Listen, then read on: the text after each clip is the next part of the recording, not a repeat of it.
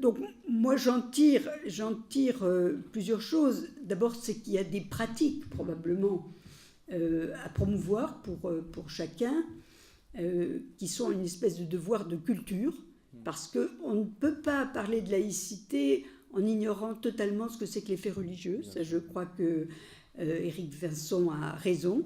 Et vous nous avez dit qu'il y avait un grand défi, c'était de remonter au fond le niveau des enseignants sur la laïcité, parce que l'enseignant moyen de mathématiques, il ne connaît pas très bien la laïcité, c'est normal, c'est pas à ça qu'on l'a formé. Il ne voit pas pourquoi est-ce qu'il l'apprendrait de surcroît, c'est pas dans les maths. Bon.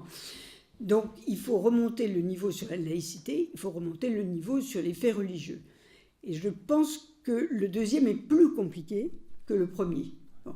En même temps, il y a probablement vraiment un défi de ce côté-là qui est très difficile à saisir pour un État dont ça n'a pas été une préoccupation, difficile à saisir pour les enseignants et difficile.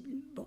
Donc c'est un défi pour l'éducation nationale, c'est probablement aussi un défi pour nous, c'est-à-dire que nous soyons l'un ou l'autre avec des références religieuses ou pas des références religieuses.